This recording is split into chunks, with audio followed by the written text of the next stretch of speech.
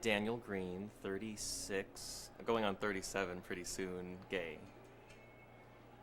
Are you dating or do you have a partner, and how long have you been together? I have a partner, and actually, we're going to be together for a year next Monday, so we're pretty close to a year. What challenges did people face when coming out 30 years ago?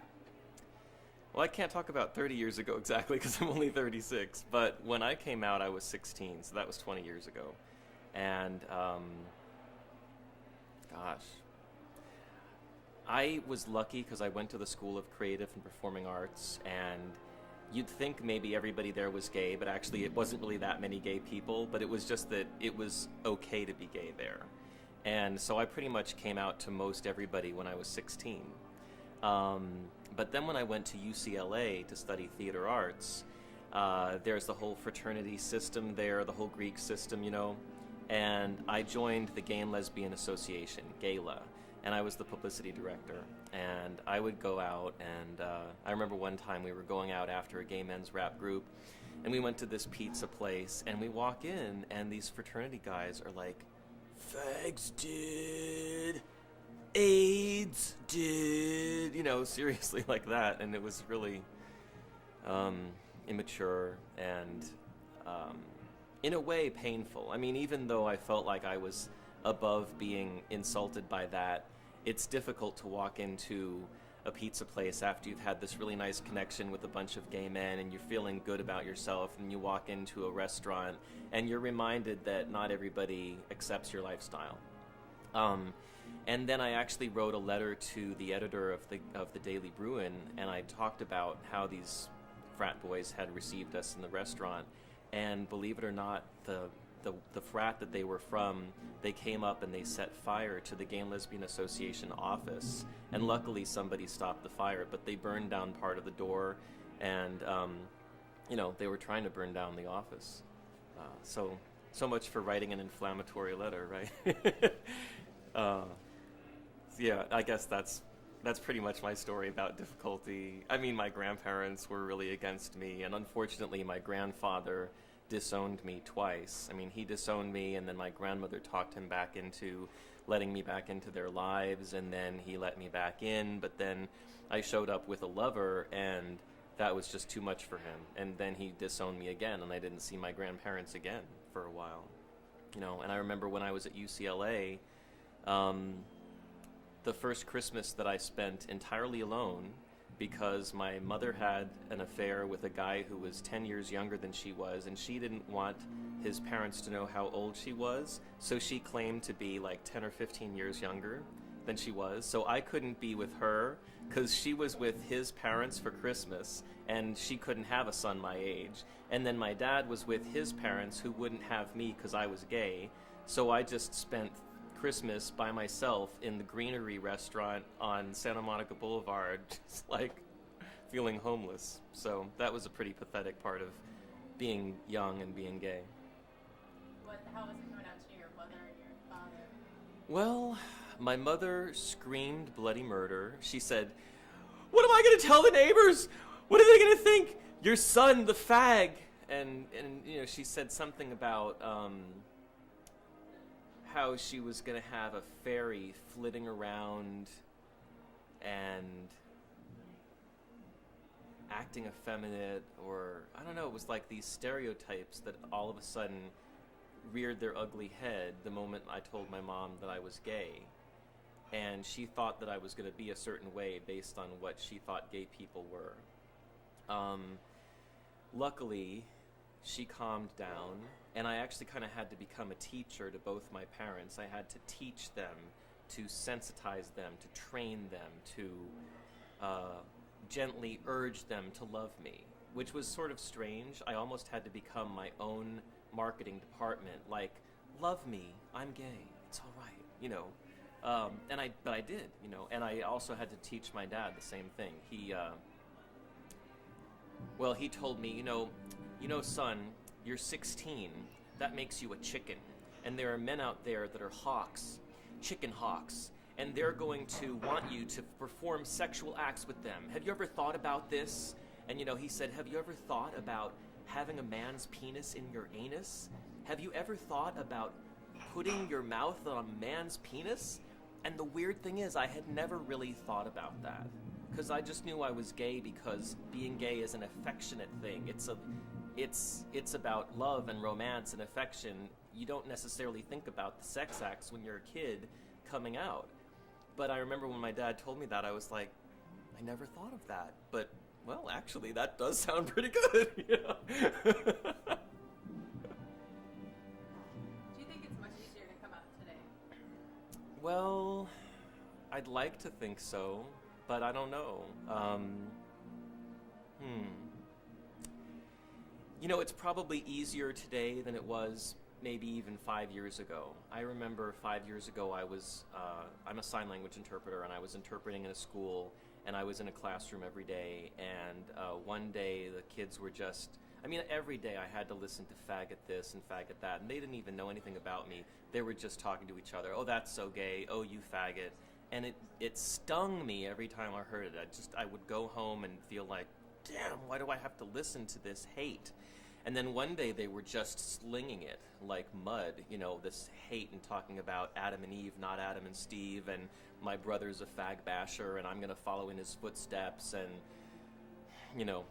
Anyway, I found out the teacher, well, I shouldn't go into too many details that might give away people's identities, but anyway, the point is there was one boy in the class who came out to them and said he was gay, and his teacher told him that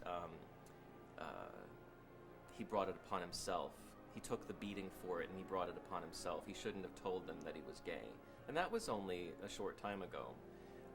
Luckily, now, when I go to some of these campuses that I used to experience homophobia on, I see these signs that say, such and such high school will not tolerate any homophobia, gender discrimination, racist slurs, or anything like that. And I know that some campuses now have gay-friendly groups where you could be gay or friends of gay people.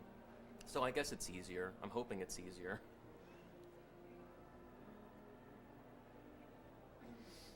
With respect to being gay, what freedom do you enjoy today that couldn't be enjoyed 30 years ago?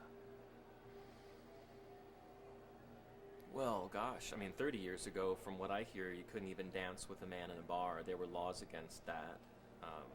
Now I actually won some dance championships with the International Gay Rodeo Association. They had these gay ballroom dancing championships, and I danced with a man. And I can go out with my lover, and we can dance together, touch dancing, slow dancing, or just boogieing, or whatever we want to do.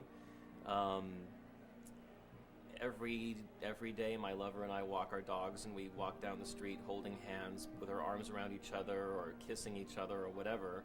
And we haven't gotten any flack for it, and I doubt that we could have done that 30 years ago. Any of the things I've done, being a member of a gay rap group, a gay student union, walking in a gay pride parade, even doing this interview, probably I wouldn't have done 30 years ago. And if you needed help with a gay issue or had questions, where do you think people turn to for help?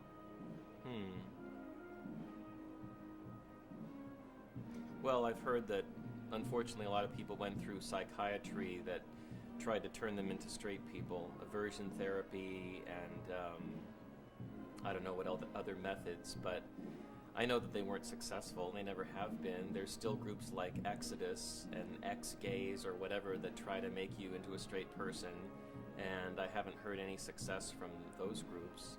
I hear a lot of hypocrisy from it. I've heard of people turning to their clergy and basically being told they're going to burn in hell, or that being gay is an abomination. Nowadays, I go to my rabbi, and she's a woman, and she's open-minded, and I can talk with her about anything, and she's going to marry my partner and me, so things have changed a lot. So are you part of, when was your first Pride event? It was June 1985, and I remember distinctly because it was on my birthday. It was on June 7th, 1985, or no, it might have been June 8th, 1985, because my birthday was prom night, and it was the very next day that I marched in the gay pride parade with my prom date, who was my ex-girlfriend. We came out to each other. I came out to her. I told her, you know, actually I'm gay, and she said, really? I am too. And so we just became friends. But yeah, I remember the slogan that year was "Please don't feed the fundies," because there were these fundamentalists that would yell at us and carry picket signs, and they would protest the gay pride parade. And so then the gay people had signs that said, "Please don't feed the fundies." You know, please don't feed into their anger.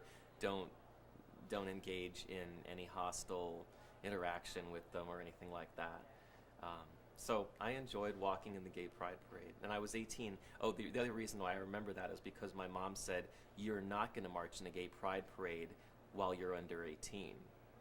And I said, yes, but the next gay pride parade is the day after my birthday, and I'm going to march in it. And I did. Have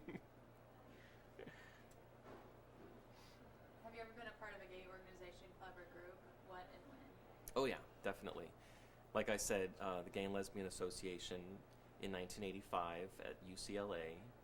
I was the director of publicity, and I also went to the gay men's rap groups and dances and parties we had. And then I was the secretary, and then, no, not secretary. I was the co-chair of the Gay Student Union at Mesa College in San Diego in 1992 or 93 or something like that. I've been a member of Club X, which is a leather SM fetish, fantasy, whatever you want to call it, BDSM, I guess they call it these days. It's that kind of a group, and I was Mr. San Diego Leather 95, and I was involved in things with that. As I said, I've been a member of IGRA, International Gay Rodeo Association, and I don't know what else. Are you a part of any religious organization? Yeah, I go to Congregation Dor Hadash, which is a Reconstructionist synagogue in San Diego. In regards to the media, what do you see that you like and dislike about gay shows and characters and the news? Well, I think it's kind of funny the way Carson on Queer as Folk, he's always patting the guys right around their crotches, you know, he's sort of like arranging their pants and their shirts and everything, and he gets really close to their crotches. But then again, I mean, and I also think sometimes he's just too over the top and too flamboyant. But on the other hand, I really love him. I laugh, I mean, every time I watch that show, I laugh several times just based on things that he says off the top, you know, off the cuff. And I think that it's important to have that mixture that they have. They have, like, you know, the guy who's sort of straight, you know, I think it's Tim, the cook guy. He's sort of, not straight, but I mean, he's kind of, you know, plain, not flamboyant. And then you've got Carson, because that's how gay people are. I mean, there's so many different kinds of gay people. Some people are very quiet and subdued. Some people are, like, really butch and masculine, like even more masculine than the average straight guy. And then there's Carson, who's just, woo! Some of us are like that. I mean, I'm like that too sometimes. I am just determined to do everything now that I used to do when I lived a straight lifestyle. I don't think I ever was straight, you know, because I think I've been gay ever since I was a little boy. But I used to go out with girls and hold hands and walk arm in arm and kiss in public and things like that. But I do the same thing now with men. Well, one man now. See, we're engaged. Other than that, things that I used to take for granted. Well, marriage would be good, you know, legal marriage. I mean, I suppose, I don't know if I ever thought I'd get married, but I mean, you know, you grow up and you think that you're going to have the right to get married, and then you find out that you love the same sex and that those people can't get legally married, and that's a big disappointment. And I think actually in some ways the older I get and the more my peers mature and the more I see that people my age are married and they have kids, and then where am I, you know? And I'm lucky, I'm thankful that I have my partner, and that's something that even if nobody gives us legal rights, nobody can take that away from me.